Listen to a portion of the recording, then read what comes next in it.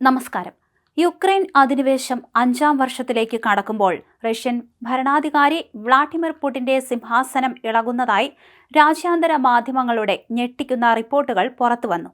Ukraine നടത്തിയ അതിശക്തമായ drone ആക്രമണങ്ങളിൽ റഷ്യയിലെ എണ്ണപ്പാടങ്ങളും തന്ത്രപ്രധാന കേന്ദ്രങ്ങളും തകർന്നടിഞ്ഞതോടെ രാജ്യം കടുത്ത ഇന്ധനക്ഷാമത്തിലേക്കും ആഭ്യന്തര കലഹത്തിലേക്കും നീങ്ങുകയാണെന്നാണ് പാശ്ചാത്യ മാധ്യമങ്ങളുടെ റിപ്പോർട്ട്.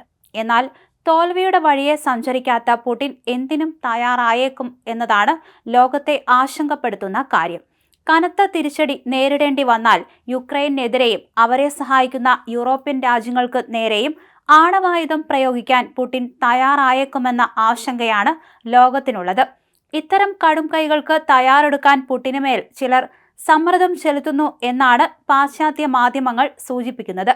യുദ്ധരംഗത്തെ തിരിച്ചടികൾക്ക് പുറമെ രാജ്യത്തെ തന്ത്രപ്രധാനമായ എണ്ണ ശുദ്ധീകരണശാലകളും ഇന്ധന സംഭരണികളും തകർന്നതോടെ റഷ്യൻ നഗരങ്ങളിൽ വൻ ജനരോക്ഷമാണ് ഉയരുന്നത്. റഷ്യയിലെ 56ഓളം പ്രവിശ്യകളിൽ നിലവിൽ ഇന്ധന നിയന്ത്രണം ഏർപ്പെടുത്തിയിരിക്കുകയാണ്.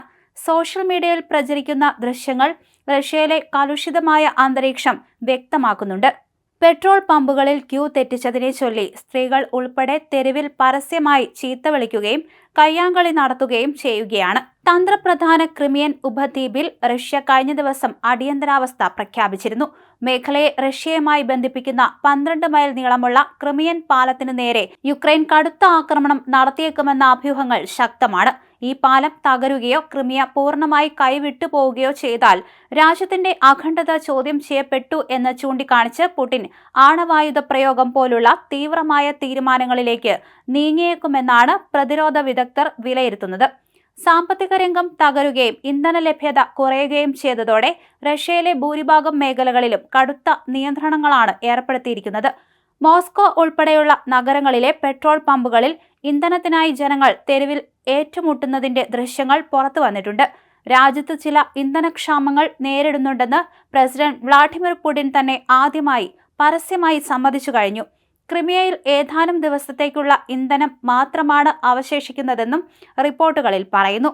യുദ്ധം തുടങ്ങി 5ാം വർഷത്തിലേക്ക് കടക്കുമ്പോൾ റഷ്യയെ ചർച്ചയ്ക്ക് നിർബന്ധിതരാക്കാൻ ലക്ഷ്യമിട്ട് യുക്രൈൻ പ്രസിഡന്റ് വ്ളാഡിമിർ സെലൻസ്കി പ്രഖ്യാപിച്ച 40 ദിവസത്തെ തീവ്ര ഡ്രോൺ ക്യാമ്പയിനാണ് റഷ്യയെ ഇത്രയധികം പ്രതിസന്ധിയിലാക്കിയത്.